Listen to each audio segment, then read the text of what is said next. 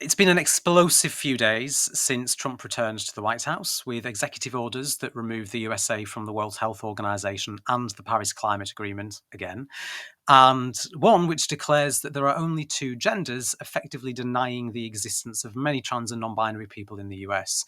We've seen him give pardons to domestic terrorists, including the leaders of the Proud Boys, and we've seen him stand by in silence while Elon Musk performs not one, but two Nazi salutes. Earlier this week, however, the president was forced to listen to a brilliant sermon by the Right Reverend Marianne Edgar Budde, the bishop at Washington National Cathedral. Although many Republicans seemed unhappy with what she had to say, with one US representative even calling for her to be deported as a result. So what did she say? Let's take a look. In the name of our God, I ask you to have mercy upon the people in our country who are scared now. There are gay, lesbian, and transgender children in Democratic, Republican, and independent families, some who fear for their lives.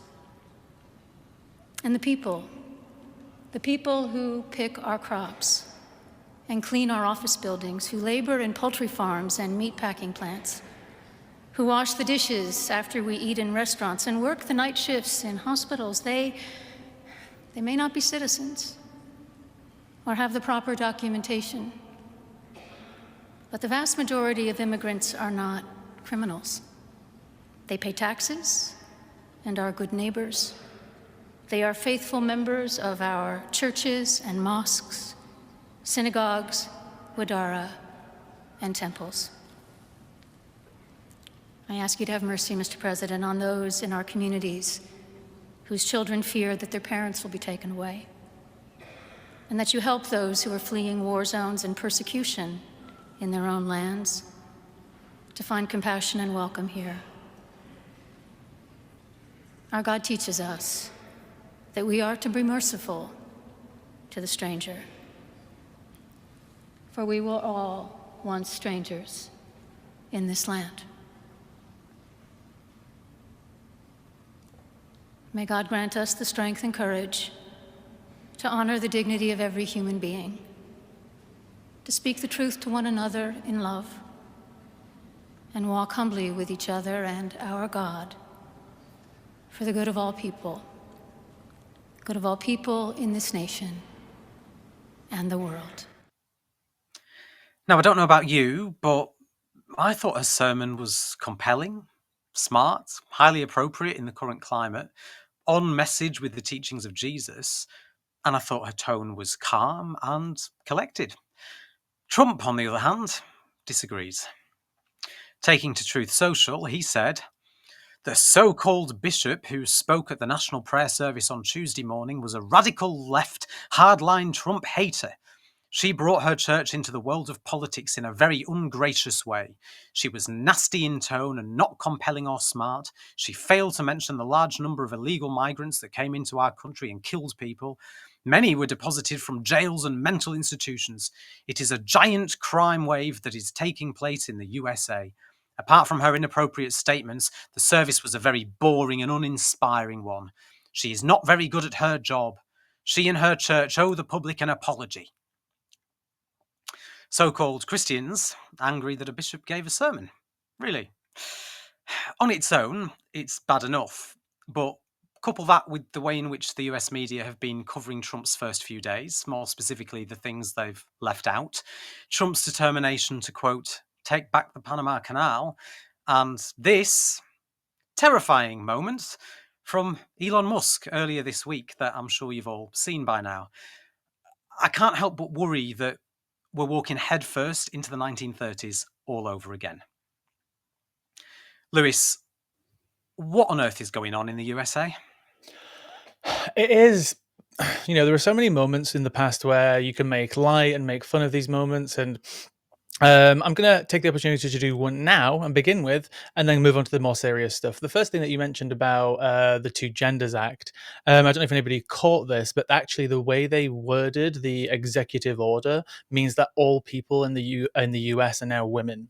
They worded it in a way which was that if you are a male born, you are assigned the gender of the person who produced you, as opposed to the gender that you were produced into. So now, technically, because he still hasn't rescinded or edited the executive order, from here forth, all people in America are now female, and Trump is the first female president of the United States. Does that make him the first trans president of the United States as well, Yeah, because if technically he's he also now changed identifies his as a man? gender. Hmm. Yeah, he must do because he's now changed his gender and changed half the population's gender. But again, onto the more serious stuff. Um, I I'm a little bit in shock because we knew that things were going to be bad. We knew the direction things were going to go in.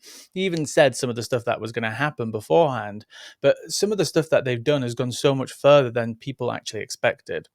Now, I'm glad they, what's their official title? Reverend Bishop? I can't She's remember. she's technically a bishop. Yeah, Religious leader. right Uh, reverend. I watched that moment when it first happened, and obviously, I feel like if Trump does descend into true far right ideology, meaning just going beyond deporting people, putting people in humane conditions, and heaven forbid, using military action against immigrants. When we look back in history, I think that specific moment will be used a lot. The warning that she essentially gave to the nation, but also while looking him in the eyes and asking for mercy, because we all knew what were coming. Because a lot of the times in the past, when certain people get elected in, we know kind of who they are, but we don't really know how far they're willing to go. But we know the rhetoric that this person has put out since he walked down that golden escalator back in 2016 or 15. And again, this is going to go down in history, not just the entire thing, but that specific speech. But to get onto the specific executive orders, which range from so many crazy and deranged things, and I will come on to Elon in a moment. There was another one that didn't get mentioned, but it's fine because there's been so much news. But he also rescinded the Equal Employment Act, which was an executive order which was signed in the civil rights era. This is how far we're going back. This mission to eliminate DEI, this idea, this notion that they're perpetuating, that certain people, usually they're pointing this towards people of like an ethnic minority, but they obviously use this for women as well, as we saw during the California fires, where everybody was attacking the lesbian female fire brigade leader, and they were saying she was a DEI hire, and that's why everything is so bad. Is by rescinding that act, a civil rights era executive order it's just insane. It's going beyond just targeting DEI. It specifically protects people from being discriminated against when they're employed. Yeah. That's beyond going against DEI. The act itself didn't technically really do anything other than say it was illegal. There's no way to enforce it by any specific stance, but obviously it gives a person more legal standing to say that they were discriminated against through, I don't know, perhaps a history of being passed over for promotions, or a certain workplace being heavily dominated by males or white people and stuff like that. So we're going back to the civil rights era. We're literally going to the Jim Crow era. We're going to segregation. We're going back to people not having the rights that they now have, and people should be absolutely terrified. I will come to Elon in a moment, but I'll let you go for a moment because that was a bit of a rant. No, well, to be fair, I was going to come to Elon now actually, because that's the other scary thing. And obviously, we all saw the very obvious Nazi salute that he delivered in front of a crowd full of people the other day. What's frightening me is the level of gaslighting that we're now seeing, but not only from Elon, from Trump and those around him, and in the top team, but from normal voters, from well, normal voters, from certainly MAGA voters, but so many people right now are saying, but it wasn't that. He was giving his heart out to people. There's literally a video of him walking out on stage, going like this and like that, and saying, I give you my love. So he knows how to do I give you my heart gesture, right? And it's not a Nazi salute. That clearly was. But the other thing that's frightening me is the number of people that are sharing all the. And I was going to put the video in, but I didn't in the end, but all these people who are sharing all these still images of Hillary Clinton and Kamala Harris and Barack Obama and, and Liz Cheney and other people allegedly doing the same thing. But then when you watch the video, they're talking. The deliberating. I know that you've been tagged in numerous TikTok videos about this same Mm. issue, Lewis, and it's just like, is it gaslighting or am I actually going mad? Because if it's gaslighting, it is working, because I do feel like I'm going insane with some of what people are saying about this. This could be blamed as an awkward gesture if it was literally anyone else but Elon Musk. Um, I've seen videos in the past where people have accidentally realized that they're stood in this salute. Like, there's funny videos out there of this. This is not one of those instances. The reason why we're being gaslit is because people are forgetting the history of Elon Musk. This is the man in 2022, during his early days of owning Twitter. He lost half of his advertisers because of how much neo-Nazi content was on their platform, and all the advertisers were getting sent messages from their consumers saying, "Why is Coca-Cola being advertised next to neo-Nazi content?" And that eventually led to a boycott against Twitter, where they lost half of their advertisers. Elon Musk has repeatedly and consistently posted neo-Nazi, anti-Semitic, white supremacist, white power. God, this is going to get demonetized now. All the keywords are in there.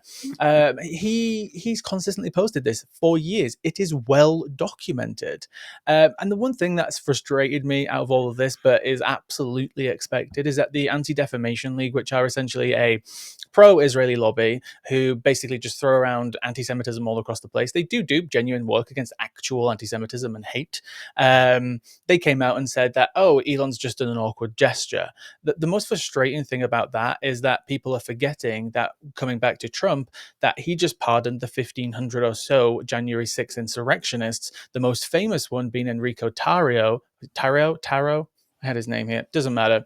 Who was he got the harshest sentence. He got 22 years in prison for the conspiracy of seditious insurrection or whatever it was at the Capitol. 22 years. This guy has been pictured doing white power gestures multiple times, and the Anti-Defamation League actually categorized the Proud Boys as a white supremacist group, and also the symbols that they use, because some of the gestures are a little bit more niche and coded. Yeah. There's one called the OK symbol, which you can look up if you want to, and then there's a picture of Enrico Taro doing this symbol. And they said the Anti-Defamation League said this is a hate symbol. This is a white power symbol. And at the same time, you've got Elon Musk doing the Nazi salute. You've got Trump pardoning literal white supremacists and white power nationalists from prison, and years of history of Donald Trump, having dinner at Mar-a-Lago with Nick Fuentes, an actual neo-Nazi. That same dinner, Kanye West was there at the height of him talking about Hitler and talking about Germany and praising Hitler, where Elon Musk actually suspended him from Twitter. That's how bad it was. That Elon Musk suspended Kanye West from Twitter for being too much of a white supremacist. All of these people are associated with each other. So the gaslighting is completely unreal. It truly is.